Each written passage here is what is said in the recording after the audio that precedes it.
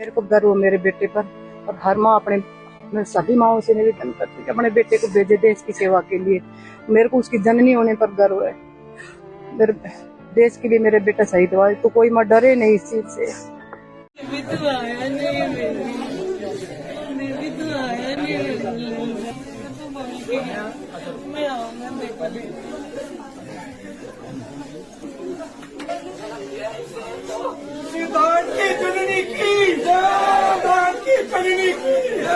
दोस्तों, बड़ी ही दुख की बात है, सिद्धार्थ यादव फ्लाइट लेफ्टिनेंट वीर गति को प्राप्त हो जाता है। ऐसे कितने सारे हमारे न्यू ऑफिसर्स या सीनियर ऑफिसर्स भी इंडियन एयरफोर्स में अपने प्राणों की आहुति दे चुके हैं, सिर्फ घटिया सिस्टम और घटिया एयरक्राफ्ट की वजह से।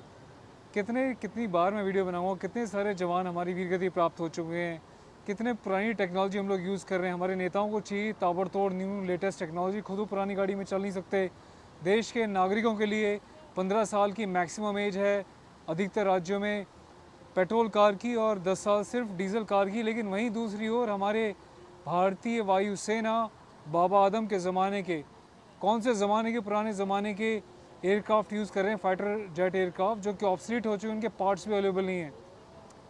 अभी सिद्धार्थ के साथ क्या हुआ, कौन है इसका जिम्मेदार? सिद्धार्थ को पहले मैं तो सैल्यूट करता हूँ, उसकी फैमिली को सैल्यूट करता हूँ। उसकी 4 पीढ़ियाँ भारतीय सेना का हिस्सा रही। इनके परदादाजी जो हैं अंग्रेज़ों के ज़माने से, ब्रिटिश आर्मी के समय से देश में अपनी आर्मी में सेवा दे चुके हैं। उसके बाद इनके दादाजी, फिर इनके पिताजी खुद एयरफोर्स में हैं, रिटायर हो चुके हैं, भी LIC में वर्क कर रहे हैं। सोचिए, जवान 2016 में NDA से इसने इनरोलमेंट किया, 2016-17 में 20 में पास आउट हुआ, अपनी सर्विसेज दी, फ्लाइट लेफ्टिनेंट की पोजीशन पे पहुंचा प्रमोशन के बाद। अभी हाल ही में गुजरात के एक बेस से उसने अपनी रूटीन फ़्लाइट भरी के लिए। जब ये उड़ा तभी क्या होता है कि प्लेन में कोई तकनीकी ख़राबी आ जाती है, जिसकी वजह से उसमें 2 पायलट बैठे हुए थे, पायलट एंड को पायलट को बोलता है भाई तू चला जा, मैं संभाल लूँगा।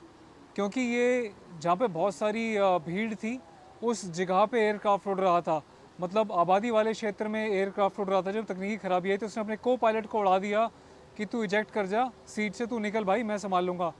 लास्ट मोमेंट तक बंदा लड़ता रहा कि एक सेफ़ प्लेस पे जाके क्रैश हो प्लेन, ताकि इनोसेंट पब्लिक जनता ना मारी जाए। तो इस भाई के जज्बे को सैल्यूट करते हैं, दिल से नमन करते हैं। और बहुत दुख होता है यार इस परिवार के लिए, अपने जवानों के लिए। पर एक तरफ बहुत गुस्सा आता है उस सिस्टम के ऊपर जो खुद महंगी गाड़ी में घूमता है, लेकिन हमारे जवानों को इतने पुराने एयरक्राफ्ट दे रखे थे, सालों से सरकारें सो रही थी, क्यों नहीं ध्यान दिया गया कि टाइम से एयरक्राफ्ट की भी हमको ज़रूरत पड़ेगी। टेक्निकली देखा जाए तो कितनी ज़्यादा ज़रूरत है, आप सोचिए। खतरे मंडराते हैं हमारे एयरफोर्स स्क्वाड्रन में, कितनी कमी है। प्लेन से कितनी बार बता चुका हूँ, क्या मैं रिपीट करूँ यार। मैं लास्ट में ये बोलना चाहूँगा, प्रभु हमारे इस भाई की आत्मा को शांति प्रदान करें, इनके परिवार को इस दुख से लड़ने की शक्ति दें, और हमारी सिस्टम को, देश में बैठे तथाकथित नेताओं को सद्बुद्धि दें कि अपनी सेफ्टी के साथ साथ देश के जवानों की सेफ्टी का भी ध्यान रखें। शेयर कीजिएगा इस वीडियो को, कमेंट करके बताइएगा कि आप क्या कहते हैं। जय हिंद। मेरे को गर्व हो मेरे बेटे पर। और हर माँ मैं सभी माओ से निवेदन करती हूँ कि अपने बेटे को भेजे देश की सेवा के लिए। मेरे को उसकी जननी होने पर गर्व है। मेरे देश के लिए मेरे बेटा शहीद हुआ है, तो कोई माँ डरे नहीं इस चीज से। भी तो